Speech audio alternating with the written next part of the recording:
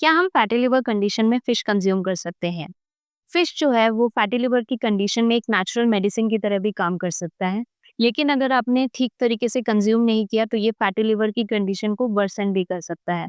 तो इस वीडियो में हम डिस्कस करेंगे कि फिश में ऐसी क्या कंटेंट्स हैं जो हमारे लिवर के लिए हेल्पफुल हो सकता है, फिश को हमें कैसे कंज्यूम करना चाहिए, प्लस ये कब हार्मफुल कंडीशन हमारे लिवर के लिए बन सकती है। इसके साथ साथ फिश एंड फैटी लिवर से रिलेटेड साइंस का क्या कहना है, ये भी हम इस वीडियो में डिस्कस करेंगे। तो सबसे पहले मैं आपको बताना चाहती हूँ कि जो फिश हैं, जैसे कि फैटी फिश, जैसे कि सैल्मन हो गए, मैक्रेल एक्सेट्रा जैसी जो फिशेस हैं, उनमें ओमेगा 3 फैटी एसिड प्रेजेंट रहता है।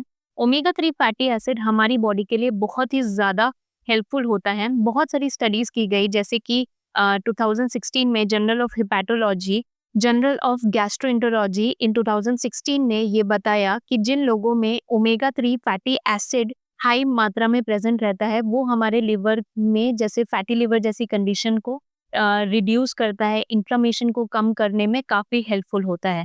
क्योंकि ओमेगा 3 जो फैटी एसिड है, ये हाई मात्रा में प्रोटीन प्रेजेंट रहता है, ये हमारी बॉडी में ट्रांस फैट को भी कम करता है। प्लस इसके साथ-साथ non alcoholic fatty liver disease जैसी कंडीशन में भी ओमेगा 3 फैटी एसिड काफ़ी हेल्पफुल रहता है। नेक्स्ट, ओमेगा 3 फैटी एसिड हमारी इंसुलिन सेंसिटिविटी को भी रिड्यूस करता है, यानी कि बॉडी में जो इंसुलिन रेजिस्टेंस होता है उसको कम करता है, हमारे फैट को लिवर में डिपॉजिट होने से भी रोकता है। 2008 में अमेरिकन जर्नल ऑफ न्यूट्रिशन में ये बताया गया कि जिन लोगों में ओमेगा 3 फैटी एसिड की मात्रा अच्छी थी, उन लोगों में हमारी मेटाबॉलिक मार्कर्स भी काफ़ी अच्छे रहते हैं, यानी कि मेटाबॉलिक एक्टिविटी इंक्रीज हो जाती है, इंसुलिन जो होता है वो हमारी बॉडी में उसका रेजिस्टेंस कम हो जाता है। इसके साथ साथ ओमेगा 3 फैटी एसिड हमारे एंटी इंफ्लामेटरी मार्कर्स या फिर जो टॉक्सिन्स हमारी बॉडी में प्रेजेंट रहते हैं उनको भी कम करने में हेल्प करता है, जैसे कि इंटरल्यूकिन 6 हो गया, टीएनएफ अल्फा जैसे मार्कर्स हैं उनको भी कम करता है, हमारे लिवर की टॉक्सिसिटी सेल्स जो होते हैं उनको भी रिड्यूस करता है और लिवर रिपेयर करने में हेल्प करता है। इसके साथ-साथ जैसा कि मैंने ऑलरेडी बताया, it is a high protein source and it is low in fat, specially trans fat. और डब्ल्यूएचओ ने यानी कि वर्ल्ड हेल्थ ऑर्गेनाइजेशन ने ऑलरेडी ये डिक्लेयर कर दिया है कि जिन लोगों को लिवर की प्रॉब्लम है उन लोगों को ट्रांस फैट जीरो टॉलरेंस है, यानी कि बिल्कुल कंज्यूम नहीं करना चाहिए। तो अगर वो फिश ले रहे हैं तो उनके लिए तो उन कंडीशंस में ये काफ़ी हेल्पफुल हो सकता है।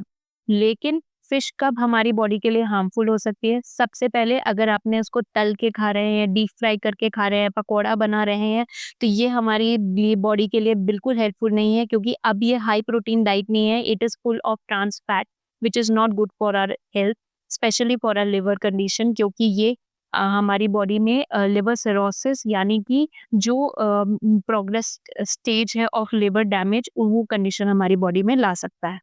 इसके साथ-साथ फिशेज़ जैसे कि हेवी मेटल फिश, जैसे कि tuna, kingfish, sword fish etcetera जैसी जो फिशेज़ होती हैं, इनमें हेवी मेटल्स जैसे कि मरकरी हो सकते हैं, अमोनिया हो सकते हैं, नाइट्रेट्स प्रेज़ेंट रहते हैं। तो ये फिश हमारी बॉडी के लिए काफ़ी हार्मफुल हो सकती हैं। ये केमिकली लोडेड फिशेज़ रहती हैं, तो इसीलिए ये हमारी बॉडी के लिए बिल्कुल हेल्पफुल नहीं है। 2015 में एक स्टडी की गई इन दी एनवायरमेंटल हेल्थ पर्सपेक्टिव में, ये देखा गया द फिशेज़ जिनमें मरकरी प्रेजेंट थी, वो हमारी बॉडी के लिए, स्पेशली हमारे लिवर के डिसफंक्शन में काफ़ी एक्टिव रोल प्ले करते हैं। नेक्स्ट आ जाते हैं प्रोसेस्ड फिश या फिर जो फ्रोज़न फिशेज़ होते हैं, जैसे कि फिश नगेट्स हो गए, फिश फिंगर्स हो गए, एक्सेट्रा जो फिशेज़ होती हैं, ये काफ़ी प्रोसेस्ड होती हैं। इनमें सोडियम की मात्रा ज़्यादा होती है और सोडियम की मात्रा हमारे लिवर में ऑक्सीडेटिव स्ट्रेस यानी कि लिवर डैमेज करने में काफ़ी एक्टिव रोल प्ले कर सकता है।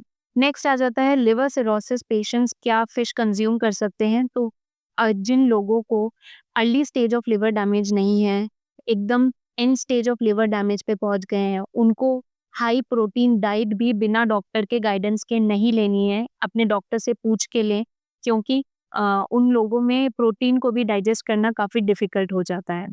तो अगर आपको फिश कंज्यूम करना है तो सबसे पहले आपको हाई प्रोटीन फिश कंज्यूम करना है, ओमेगा 3 फैटी एसिड कंज्यूम करना है, और इसके साथ-साथ फिश को सही मात्रा में पोर्शन कंट्रोल करके प्लस सही तरीके से कुक करके खाना है।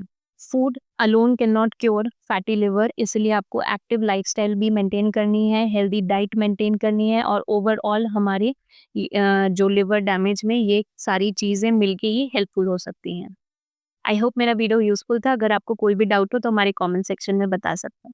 Thank you.